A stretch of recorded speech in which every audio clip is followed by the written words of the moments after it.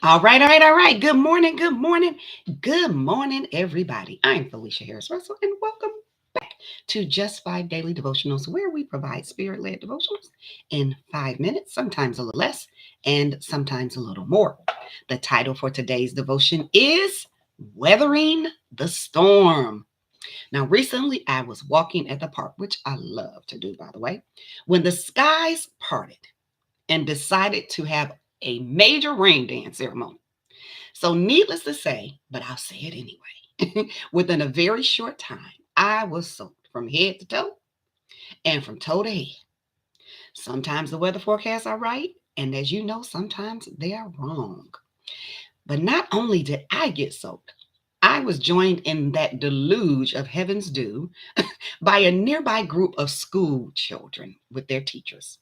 The kids, they looked to be around 4 or 5, no more than 5, probably closer to 4. And they were so completely adorable. And prior to the outpour, they were oohing and ahhing at the leaves and the creek and the trees and the squirrels and everything around them. It just amazes me how the simple things are an absolute wonder for these little people. We may be mesmerized by the 7 wonders of the world, but just give them a fallen leaf. You'll capture their imagination and bring them joy for the rest of the day. Isn't that amazing? But when the downpour began, they hollered and screamed, ah! They were terrified.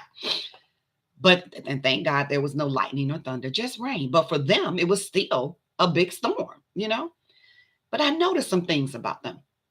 I noticed how the kids, they stayed within very close proximity to their teachers.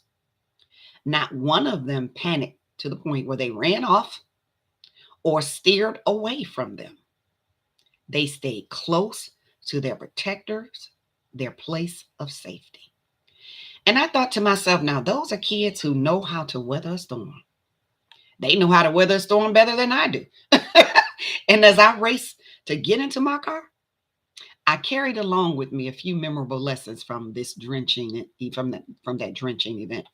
When you're in a storm, stay close to your protector, Jesus. When you're in a storm, listen to the voice of your teacher, Jesus, who will guide you to safety. When you're in a storm, try not to panic and run away from your protector, Jesus. And when you're in a storm, even though it may be scary, trust that your teacher, Jesus, is looking out for you always. So thank you for joining me today, my weathering storm warriors. I love you, and I will see you next time. God bless you.